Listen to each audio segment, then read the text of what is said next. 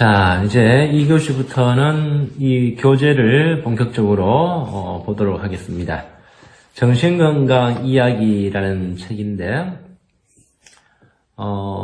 지금은 퇴임하셨지만 서울대 정신과 교수를 오래 하셨던 이부영 교수님이 쓴 책인데, 그렇게 어렵지 않게 일반인들이 이 정신의학에 대해서 이해하기 쉽도록 이제 쓴 책이에요. 그래서 정신건강 이야기라고 이렇게 썼던 겁니다. 이분이 갖고 있는 그러한 이제 심리학적인 지식과 의사로서 현장에서 치료했던 경험들 이런 것들을 바탕으로 해서 쓴 책이어서 대학생들한테는 조금 어렵게 느껴질 수도 있겠지만 그래도 크게 어렵지 않게 읽을 수 있는 책입니다. 한 학기 동안 이제 이 책을 볼 건데요.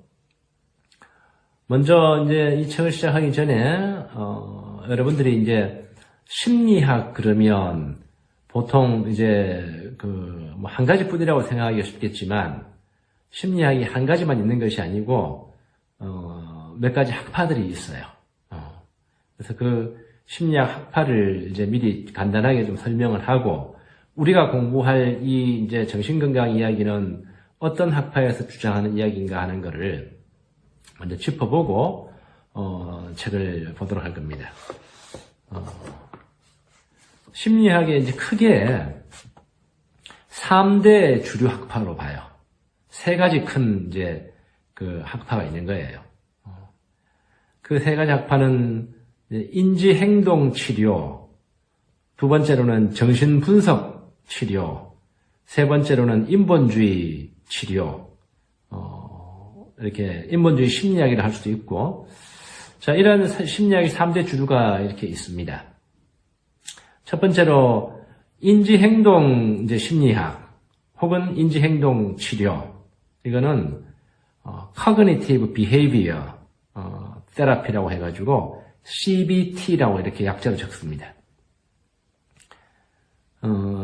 인지라는 것은 우리가 이제 사물이나 바깥 사람이나 바깥 대상을 이렇게 인식하는 우리 지적인 능력이죠, 그죠? 그거하고 행동은 우리 행동을 의미하는 거잖아요. 그래서 사람이 이렇게 심리적인 문제가 생기는 것은 인지 기능의 결함, 내가 세상을 인식하는 데 있어가지고 어떤 사고상의 어떤 결함이 있기 때문에 밖에 있는 현실들을 있는 그대로 받아들이지 못하고 왜곡해서 받아들인다고 이렇게 보고 그거를 교정하는 심리치료입니다. 그래서 스스로 이렇게 생각하는 방식을 돌아보게 하고 합리적인 사고를 하도록 이렇게 도와주는 거예요. 사람들이 겉보기에는 다 나름대로 합리적인 사고를 하는 것처럼 보이지만 여러분들 친구들이나 가족이나 주변에 있는 사람들 보면 좀 합리적이지 않고 불합리한 사고를 하는 경우를 참 많이 볼 수 있습니다. 예. 예를 들면 뭐 이렇게 지나친 불안이라든지 다른 사람들은 어떤 사건에 대해서 예를 들면 요즘 있는 이제 코로나19 같은 경우에 대체적으로 사람들이 좀 불안과 답답함을 느끼긴 하지만 거기에 대해서 특히 다른 사람들보다 더 병적으로 불안해한다든지 뭐 사재기를 한다든지 뭐 비상식량을 모으는 이런 거 한다든지 이런 것들은 이제 현재 일어나는 상황이 아직은 그만큼 심각하지 않는데 그렇게 왜곡해서 사고하는 거죠, 그죠? 그거를 이제 합리적인 사고를 하도록 도와주는 거예요. 오늘날 여러분들이 상담심리 혹은 뭐 상담소, 심리상담 이렇게 말하는 그 대부분은 인지행동치료를 따르고 있습니다. 거의 전 세계적으로 한 85%에서 90% 거의 대다수가 이 인지행동치료 방식을 따르고 있어요. 그래서 의식심리학이라 하기도 합니다.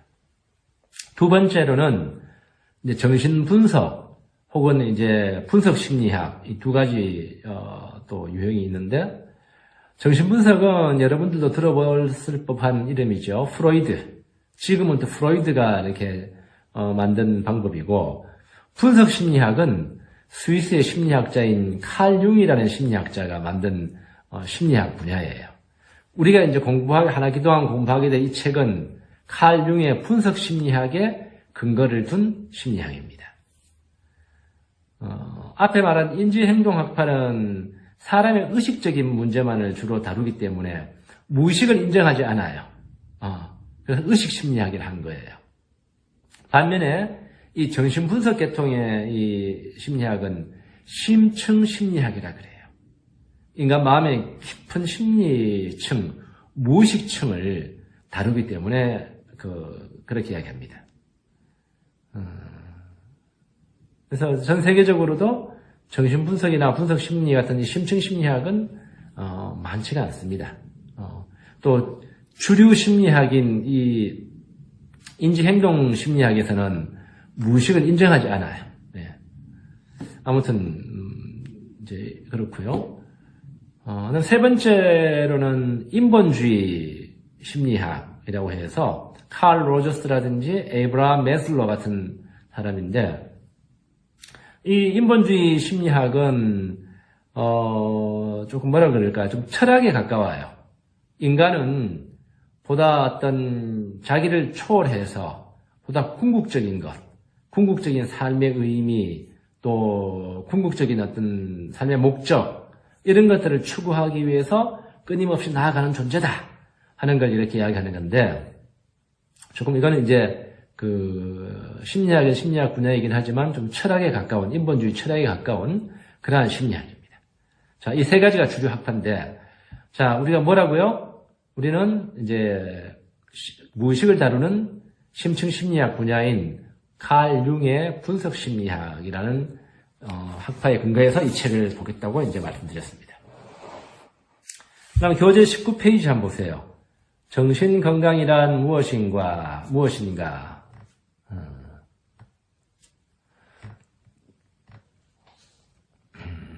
여기 보면 이제 교재를 조금씩 읽어가면서 설명을 하도록 할게요. 이 저자는 이제 건강이면 하나의 건강을 말하는 거지 정신이나 신체를 구분할 필요가 없다는 생각에서 출발합니다. 그래서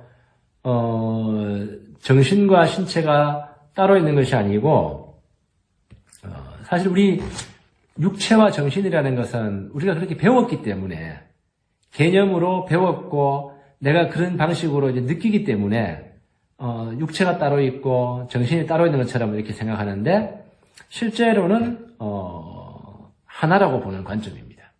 이거는 동양 철학적인 관점과도 맞아떨어지는 거예요. 전인적인 인간. 예. 그래서 이 분석 심리학에서는 이 육체를 정신이 이렇게 가시화된 것 밖으로 드러난 것, 정신이 이제 밖으로 드러난 것이라 보고 우리가 느끼는 정신이라는 것은 이 육체에 대한 어떤 심리적인 측면이라고 보는 거예요. 예. 좀 더 단순하게 말하면 이제 이 좀 딱딱한 정신이고 이 육체는 외부 세계에 드러난 딱딱한 정신이고 우리가 이제 소위 말하는 정신이라고 하는 건 심리적인 측면은 좀 희박한 그러한 측면이라고 볼 수 있습니다. 사실 어렵기 때문에 그냥 듣고만 이해만 하면 됩니다.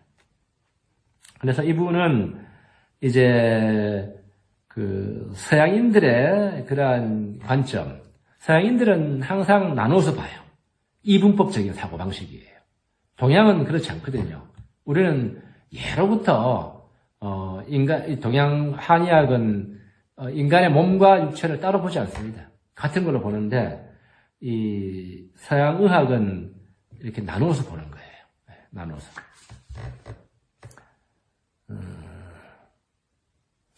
자, 그걸 말하는 거예요. 20페이지 한번 봅시다. 넘겨보세요.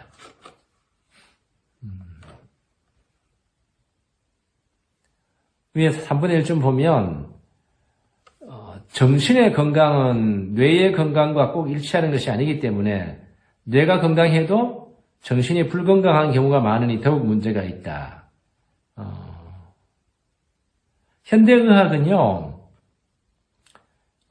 서양의학은 뇌에서 정신이 나온다고 생각하는 물질주의적인 관념이 지배적입니다. 인간의 정신이 뇌 활동에서 나온다고 보는 거예요. 그래서 이제 정신적인 문제, 뭐 신경증이나 정신병 같은 경우에 약물을 통해 가지고 뇌의 신경 조직만 이렇게 다 이렇게 풀어주면, 약물로 풀어주면 정신적인 문제가 다 풀린다고 이렇게 보는 관점이에요. 하지만 그렇지 않은 경우가 너무 많습니다. 약물이 많은 효과가 있기는 있지만서도 뇌만 고쳐가지고 정신이 다 고쳐지지 않는 경우가 아직도 허다하게 많습니다. 20페이지 밑에 보면요. 건강이라는 개념은 본래 가치 판단이 아니다. 객관적이고 자연과학적인 기준에 따른 의학적 판단이다. 그러나 정신건강이라 하면 여기에 가치규범이라는 기준이 개입해 들어온다. 정신에 있어서 순수한 객관적 판단이 어렵기 때문이다. 무슨 말인가 하면 이제 우리 육체적인 측면은 어떤 정밀 기계라든지 뭐 CT라든지 그죠? 초음파 촬영이라든지 이런 걸 통해서 어느 정도 객관적으로 사람들한테 전반적으로 이제 객관적으로 측정이 가능해요. 뭐 온도라든지 그죠? 혈압이라든지 그다음에 뭐 이런 혈관에 어떤 막혀 있는 거라든지 객관적인 이게 측정이 가능하지만 정신의학, 정신건강이라는 것은 이거는 굉장히 주관적이잖아요. 각 사람마다 다 다른 거예요. 그죠? 그렇기 때문에 여기에 이제 가치규범이라는 기준이 개입한다라는 거예요. 어떤 기계로만 딱딱 객관적으로 측정할 수 있는 것이 아니고 이제 어떤 가치 판단 이런 것이 개입된다는 거예요. 인간의 문제, 정신의 문제이기 때문에. 21페이지 보세요. 그래서 우리는 위에 보면 사람의 정신 건강을 평균치를 가지고 판단하거나 다수를 표준으로 삼든가 사회적 능력을 가지고 판단할 수 없다. 예를 들어서 사회적으로 우리가 잘 순응하는 사람들 있잖아요. 보통 그런 사람들을 이제 건강하다고 이렇게 보는데 그거는 이제 일반적인 이제 평균적인 가치 판단이죠. 일반적으로 말 잘 듣고 사회생활 잘하고 잘 수능하는 사람을 이렇게 건강하다 보는 관점이에요. 대체로. 근데 예를 들면 뭐 중국집에 갔을 때 뭐 9사람이 다 이제 시간 바쁘니까 짜장면 시켜 먹자 그러는데 한 사람은 나는 짜장면 먹기 싫어. 난 짬뽕이라고 아무런 거리낌 없이 자기 개성을 말할 수 있을 때 이제 이 집단과 조직사회 이런 문화 안에서는 아니 사람이 조금 뭐가 났고 자기 주장을 한다 이렇게 볼 수도 있다라는 거죠. 그죠? 예. 하지만 그렇다고 해서 그 사람이 건강하지 않은 사람이라고 말 못하는 거죠. 오히려 건강할 수 있어요. 왜냐하면 집단에 뭐라고 그러든 간에 내가 먹고 싶은 거 표현하는 거니까 더 건강한 사람일 수 있는 거죠. 예. 그래서 이러한 어떤 집단이 생각하는 평균치라든지 대다수를 표준으로 삼아가지고 또 사회 적응 능력을 가지고 이 사람이 건강하다, 건강하지 못하다 이렇게 판단할 수 없다라는 겁니다. 예.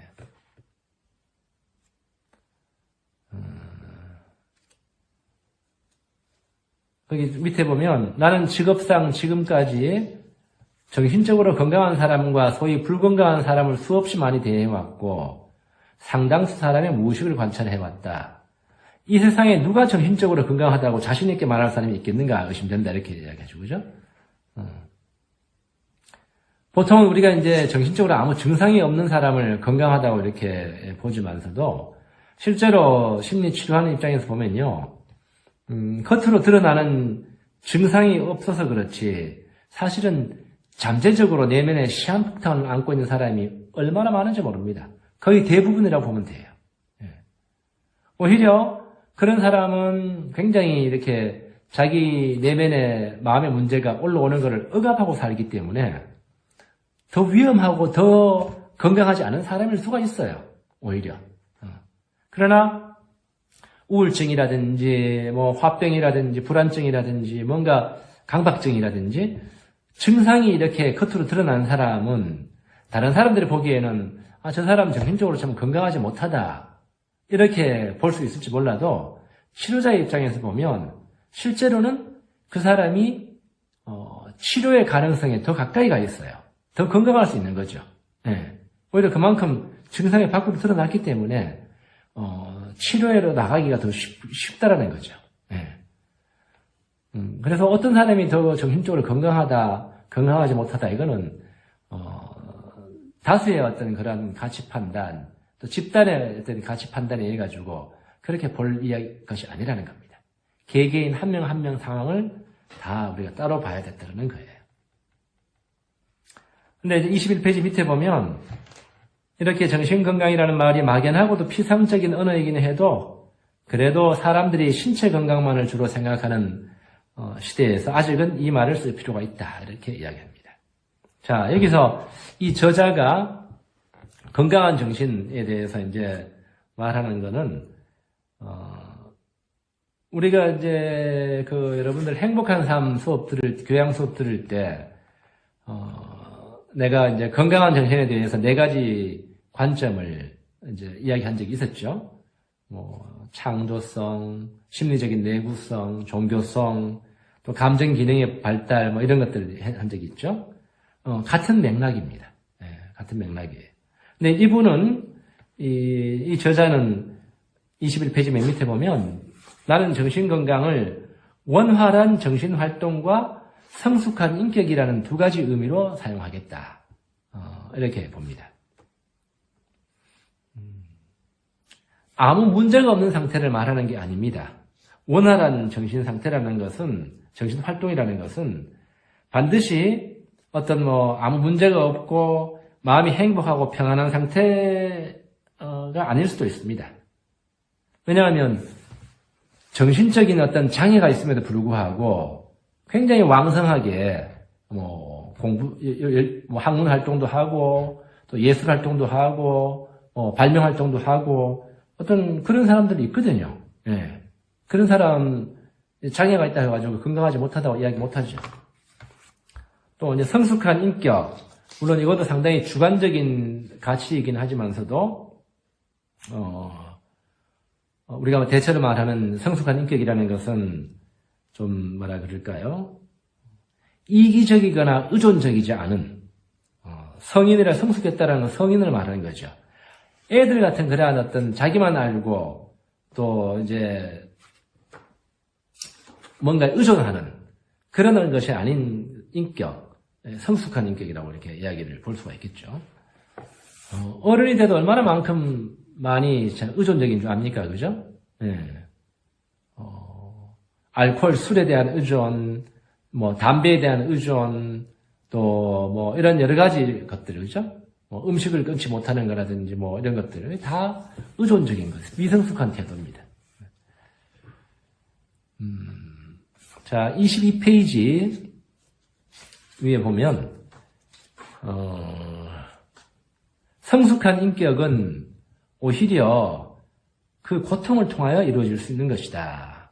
때문에 성숙한 인격에 환자가 있는 반면 정신장애에 걸리지는 않았으나 미성숙한 인격의 소유자가 있다. 정신장애가 있거나 정신적인 문제가 있어도 인격이 성숙한 사람 있습니다. 예. 정신적인 문제를 앓고 있더라도. 예.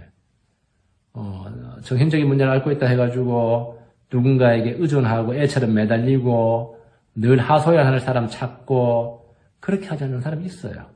자기 정신적인 장애를 안고 살아가는 성숙한 인격이 있는 거죠. 하지만 또 그런 드러나는 정신장애는 없더라도 미성숙한 사람들 너무 많습니다. 제가 그런 걸 말하는 겁니다. 그래서 정신건강이라는 말이 굉장히 이렇게 좀 복합적입니다. 그래서 단순하게 이제 정의할 수 있는 문제가 아니고 여러분들이 그동안 이 책을 이렇게 쭉 보면서 여러분들 종합적으로 생각해 봐야 될 그러한 가치예요. 예.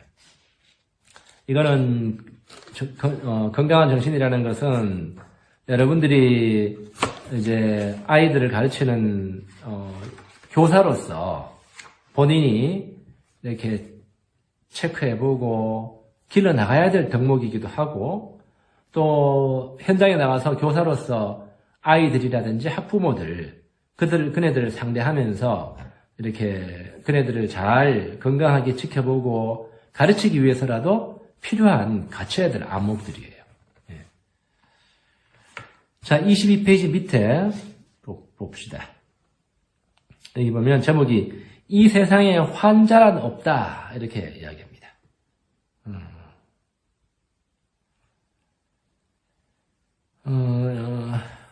23페이지 위에 보면 고전적인 의학에서는 병은 비정상적이며 나쁜 것이다.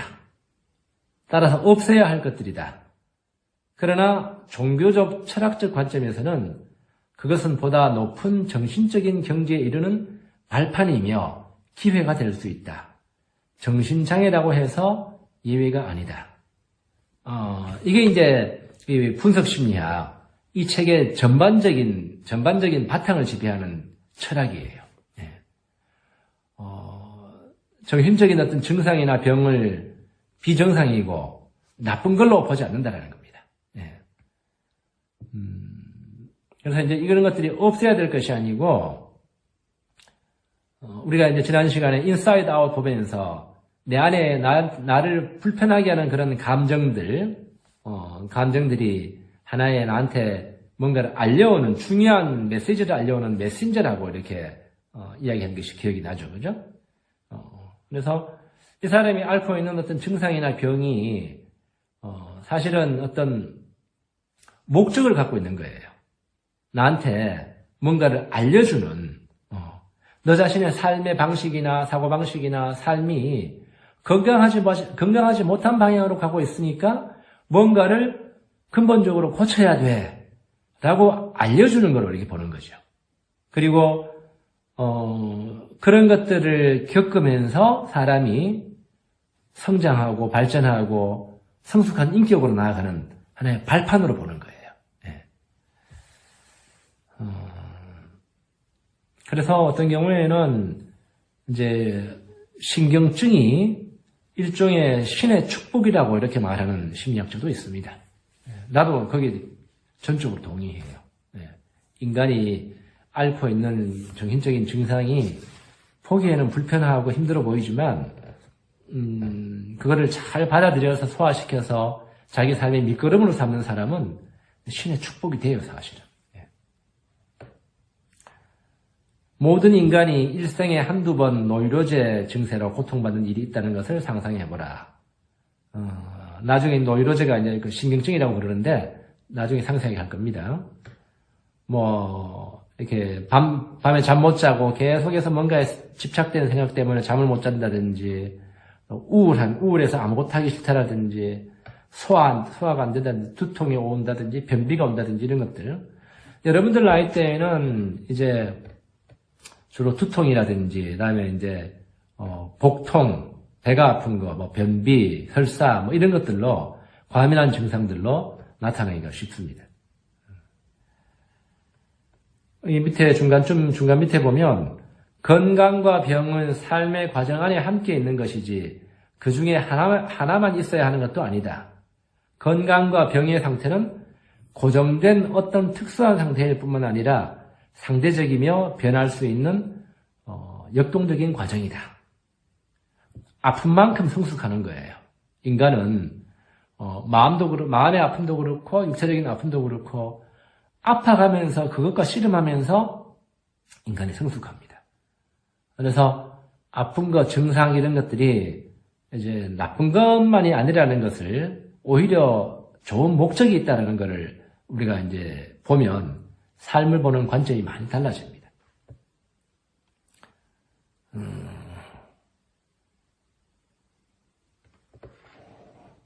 류시화라는 시인이 이런 말을 했어요. 좋은지 나쁜지 누가 아는가라는 제목의 시를 썼는데 여기에서 이런 말을 합니다. 모든 상처에는 목적이 있지 않을까? 어쩌면 우리가 상처를 치료하는 것이 아니라 상처가 우리를 치료하는지도 모른다. 상처는 우리가 자신의 어떤 부분을 변화시켜야 하는지 정확히 알려준다. 돌아보면 내가 상처라고 여긴 것은 진정한 나를 찾는 여정과 다르지 않았다. 시인으로서 대단한 심리적인 통찰을 한 그러한 말입니다. 우리가 갖고 있는 마음의 상처, 내가 그 상처를 치료하는 것이 아니라 그 마음의 상처가 그렇게 드러남으로 인해 가지고 그 상처가 나를 치료하는 방향으로 이끌어가는 거예요. 마음의 상처가 그냥 가만히 있는다고 저절로 나를 치료한다는 말이 아닙니다. 그런 말이 아니라 그 상처를 내가 의미 있게 잘 알아듣고 받아들이고 인간의 어떤 성숙을 위해서 받아들일 때 그때 이제 상처가 나를 치료한다는 거지. 마음의 상처가 있다고 해서 저절로 나를 치료할 것 같으면 병원에 갈 일도 없고 심리치료 받을 일도 없겠죠. 그죠?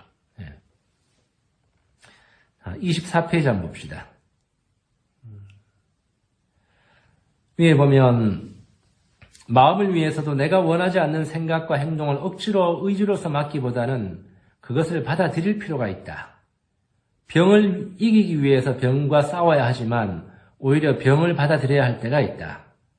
상당 부분의 노이로제에서는 후자가 더 효과적이다. 인간이 앓고 있는 마음의 모든 문제는요, 결국은 내가 안 받아들이려고 그러고 수용하지 않으려고 그러기 때문에 생기는 갈등이고 긴장이에요. 우리 마음속에 일어나는 긴장들은. 내가 그를 받아들이겠다. 모든 것을 내가 수용하겠다. 그렇게 해야만이 훨씬 더 마음의 증상이나 병들은 치유되는 방향으로 나아갑니다.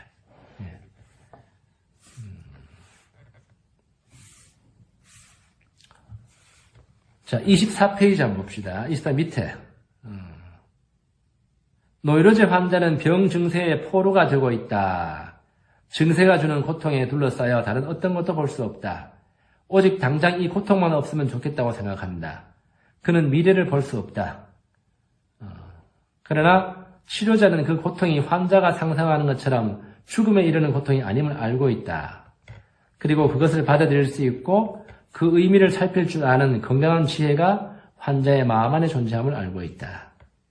치료자는 그 고통이 무의미한 고통이 아니라 의미 있는 고통이 될 수 있음을, 그 사람이 병 증세에서 해방될 뿐만 아니라 그 시련을 통해 더욱 성숙한 인격으로 바뀔 수 있음을 알고 있다.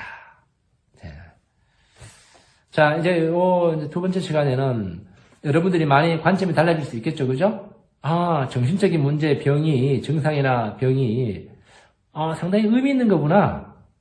받아들여야 되는 거구나. 제거하고, 억압해야 될 것이 아니구나. 일단 이 관점만 갖는다 그러면 여러분들이 이 책 전체에 대한 정신을 배운 것이 됩니다. 셋째 시간에 계속하도록 하겠습니다.